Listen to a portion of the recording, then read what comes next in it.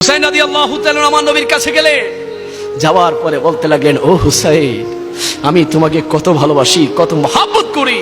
তুমি আমাকে সারা জীবন প্রশ্ন করেছো, এটা কিভাবে হবে, এটা কিভাবে হয়েছে, না না এটা কিভাবে সম্ভব, এটা কেমনে হয়েছে। সারা জীবন তুমি আমি নবীকে প্রশ্ন করেছো, আজ আমি নবী তুমি হুসাইনকে প্রশ্ন করবো। সুবহানাল্লাহ।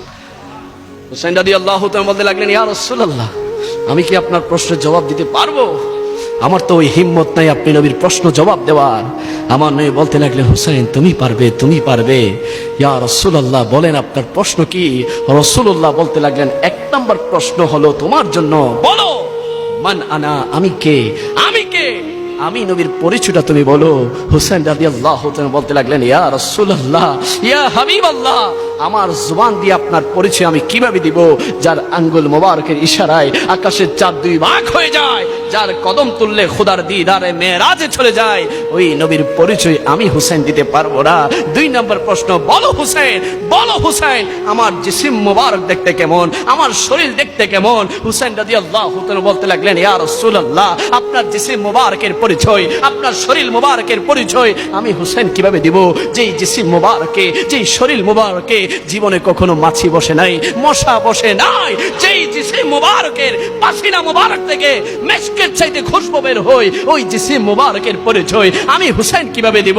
রাসূলুল্লাহ বলতে লাগলেন, ও হুসাইন, তোমার জন্য তিন নম্বর প্রশ্ন, বলো বলো তুমি কি হাজরে আসওয়াদ পাথর চিনো? তুমি কি হাজরে আসওয়াদ পাথর চিনো? হুসাইন রাদিয়াল্লাহু তাআলা বলতে লাগলেন, ইয়া রাসূলুল্লাহ, হ্যাঁ হ্যাঁ আমি চিনি, এটা তো কাবা শরীফের সাথে লাগানো, কাবা শরীফের সাথে লাগানো, যেখানে মানুষ চুমা দেওয়ার জন্য পাগল থাকে। হুসাইন তুমি কি জানো ওই হাজরে আসওয়াদ কেন দামি হয়েছে, কেন দামি হয়েছে? হুসাইন রাদিয়াল্লাহু তাআলা চোখের পানিগুলা ফেলে বলে বলতে লাগলেন, ইয়া রাসূলুল্লাহ, আমি জানি, কারণ ওই হাজরে আসওয়াদ পাথরে আপনি রাসূলুল্লাহ একটি বার চুমু দিয়েছেন, যেই চুমার বরকতে ওই হাজরে আসওয়াদ পাথরে সকল মুসলিম মিল্লাত চুমু দিতে চায়, এবং কেউ যদি জীবনে একটি বার ওই হাজরে আসওয়াদে চুমু দেয়, তার গুনাহগুলা হাজরে আসওয়াদ চুষে নেয়। যদি বলি সুবহান।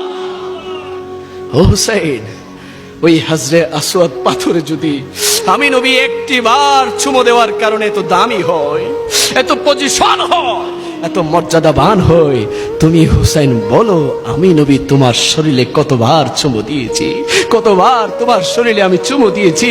ও হুসাইন, আমি তোমার মাথা থেকে পায়ের নখ পর্যন্ত আমি নবী প্রত্যেকটা অংশে, প্রত্যেকটা জায়গায় আমি নবী চুমু দিয়েছি, আদর দিয়েছি। তুমি হুসাইন যখন চেয়েছিলে সাওয়ারি, আমি নবী তোমার সাওয়ারি হয়ে গিয়েছি। ও হুসাইন, তোমার প্রতি এত মহব্বত, এত ভালোবাসার বিনিময় আমি নবী তোমার কাছে চাই, আমি নবী তোমার কাছে চাই। হুসাইন রাদিয়াল্লাহু তাআলা বলতে লাগলেন, ইয়া রাসূলুল্লাহ, আমি কিভাবে আপনাকে বিনিময় দিব, কিভাবে আমি বদলা দিব? ইয়া রাসূলুল্লাহ, আমি তো জানি না। আমার নবী বলতে লাগলেন, ও হুসাইন, আমি নবী ওফাত করব, আমি নবী দুনিয়ার জমিন ছেড়ে চলে যাব। আমি নবী যখন চলে যাব, সিদ্দিক আকবর আসবে আমার জায়গায়, সিদ্দিক আকবর আসবে, ফারুক আজম আসবে, ওমর আসবে, আমার জায়গায় উসমান আসবে, আমার জায়গায় আলী আসবে, আমার জায়গায় ইমাম হাসান আসবে। আমি চলে যাওয়ার পরে ইসলামের দিকে বিভিন্ন মানুষ, বিভিন্ন মুনাফিক, বিভিন্ন মুশরিক বিভিন্ন তীর মারতে থাকবে। ওই ইসলামকে মুছে দিতে চাইবে, ওই ইসলামকে বিনাশ করে দিতে চাইবে, ওই ইসলামকে ধ্বংস করতে চাইবে। ও হুসাইন, ওই ইসলামকে রক্ষা করার জন্য রক্তের প্রয়োজন, রক্তের প্রয়োজন, রক্তের প্রয়োজন। আমার রক্ত দরকার, আমার রক্ত দরকার ইসলামকে কিয়ামত পর্যন্ত প্রতিষ্ঠিত করার জন্য।